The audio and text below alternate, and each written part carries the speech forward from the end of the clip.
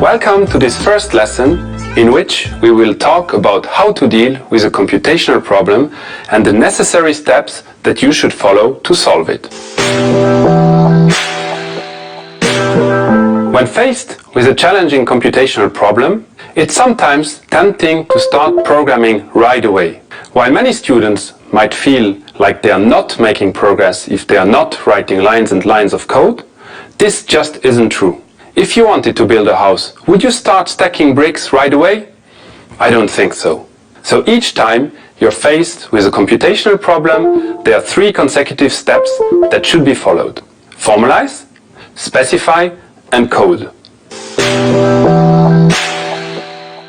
To formalize means to express a problem using adapted terminology and concepts. In this MOOC, we are going to program an AI to play a game in a maze. So the first step will be to understand how to represent and manipulate mazes. To do so, we will refer to graph theory, which is a common mathematical framework that helps us to formalize numerous problems. Programmers that overlook this formalization step are likely to encounter unexpected issues. In simple cases, this could simply delay their work. But in more severe cases, it could mean that all the work produced so far is useless and that they need to start again from scratch. Once a problem has been correctly formalized, it's time to specify a solution. To specify means to identify algorithms or methods that are well suited to solve the formalized problem. For example, in this MOOC, the AI that you will implement will have to move around in the maze. Therefore, we will discuss methods to find the shortest path in a graph.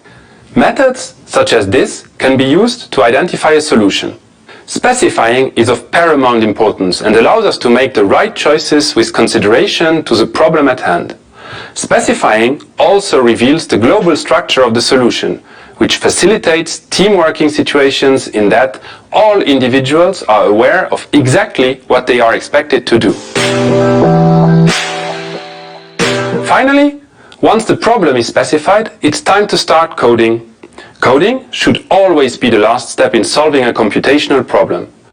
Coding should be quite straightforward if the formalize and specify steps have been correctly completed, and should follow on smoothly from the specify step. This concludes today's lesson. You've learned today that when developing, it is best not to start coding right away, but to first think a bit about how the problem is formalized and how a solution is specified. In the next video, you'll learn about graph theory. See you soon!